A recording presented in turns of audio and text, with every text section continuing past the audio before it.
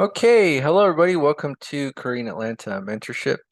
And in this video, we're going to review the six-figure paycheck earner who's living a paycheck to paycheck phenomenon. So there's a lot of studies out there nowadays and a lot of news articles. So if I just type in six figures paycheck to paycheck, it's going to say something in the long lines of that the majority of six-figure earners are living paycheck to paycheck, right? So if I scroll down here, people making six figures are living paycheck to paycheck, March 16, 2023. 2023, paycheck to paycheck, share of six-figure earners, 49% living paycheck to paycheck.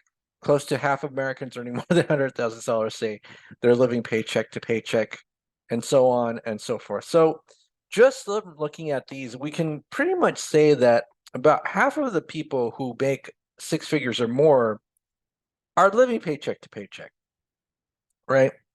And if you just talk to the average person who's never made six figures before, and I didn't mean to laugh, I'm sorry, but if you ever talk to the average person who's never made six figures before, they have this fantasy that if you make six figures, then your life will be complete, right?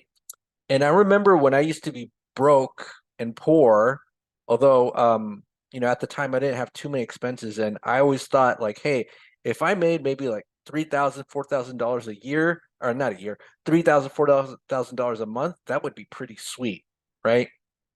And as I started to take real estate classes, one of the classes that I took talked about how you have to be happy at every single income level that you're at because the person speaking is like, I deal with um, people who are six-figure earners all the time, like a plastic surgeon who has to pack his own lunch because too much money going out and not enough coming in, even though like I think that I don't making more than $500,000.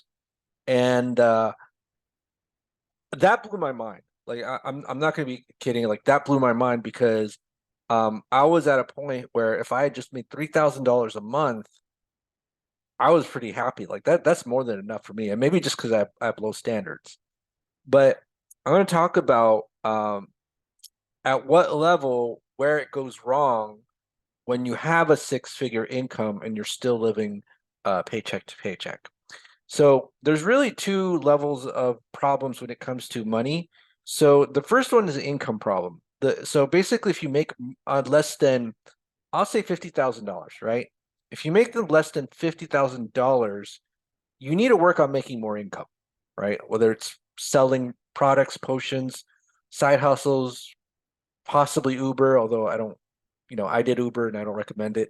Um, you need to make income, maybe switch jobs, right? I know that the one of the easiest ways if you're a W-2 worker to essentially make more money is to switch jobs because, you know, if you're in the same company for some reason they don't want to offer you money, but when you switch jobs, it's quote the offer, I'm sorry, quote the market offering you more money, right? I get that. So that's the non-six-figure earner problem. The six-figure earner problem is a cash flow management problem, right? It's essentially that you don't know how to manage your cash flow. And this is why things like velocity banking is really helpful to those who make six figures.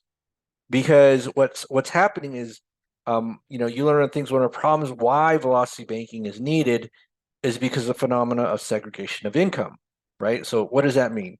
So let's say you have your paycheck goes to your checking account, and then it's going to be split many ways up the wazoo. We'll just say savings, 401k,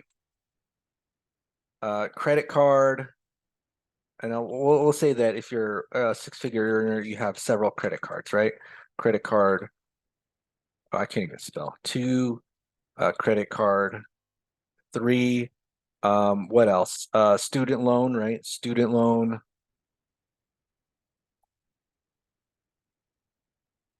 What's another one? Auto loan. I don't aside from those, I don't even know if people have other types of loans they get, but these are the two standard loans, definitely student and auto.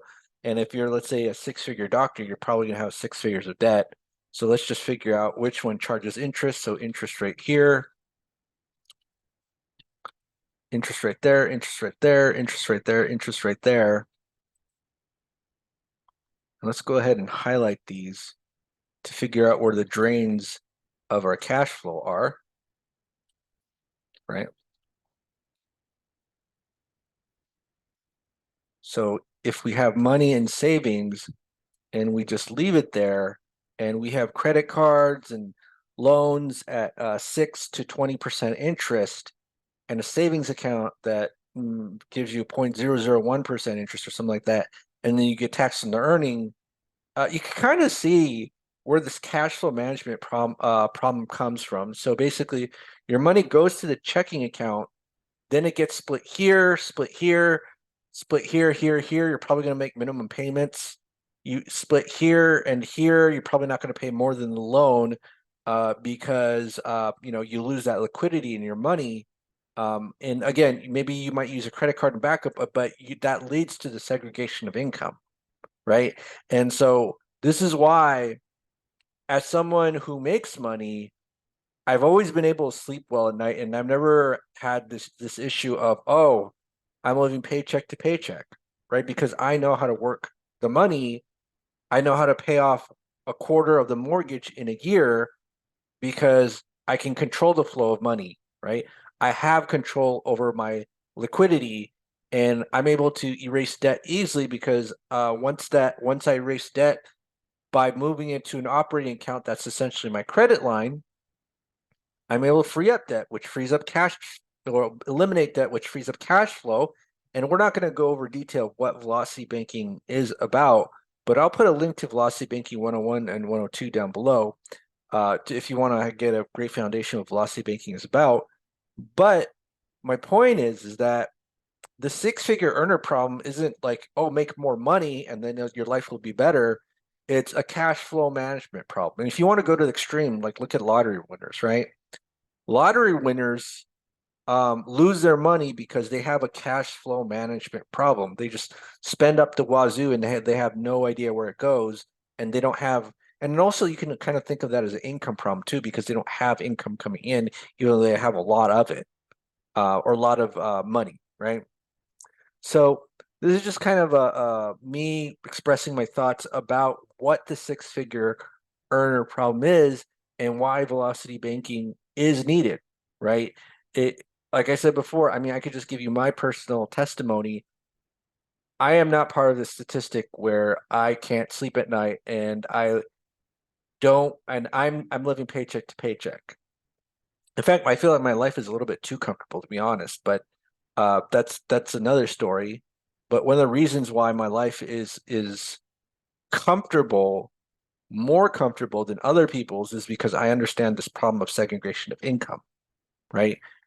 Money comes in paycheck, gets split here, here, here, here, here, here, and here. So it doesn't matter really, let's say if you make, $70,000 versus maybe even $200,000, $300,000. If you're a $70,000 earner, oh, I forgot one thing, the home mortgage. That's what I forgot.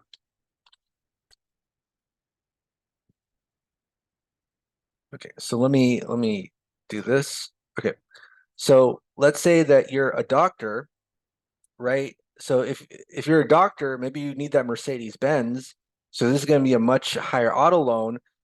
And if you're graduate from medical school, you may have $100,000 to $300,000 in student loans, and if a mortgage, instead of that cheap, what you consider cheap, 100,000, 200,000, or $300,000 home, you need to live in that nice neighborhood that's at least $500,000, $600,000, and you can kind of see why many higher earners, there's something called Parkinson's law where, the more resources you have, the more you just consume of it, right?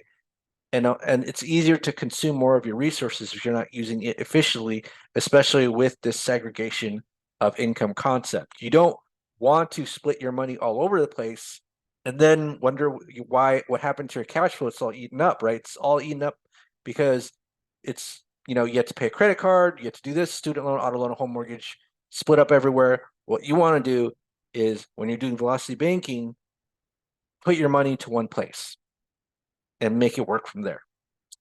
Okay, so just a little, I don't want to say rant, but a little exposition about what I think is the issue with the six-figure paycheck to paycheck problem. All right, so this is Korean Atlanta Mentorship. If you have any questions, comments, leave them down below. If you're interested in joining our group, go ahead and click the Google form link below, and we will speak next time. Have a great day.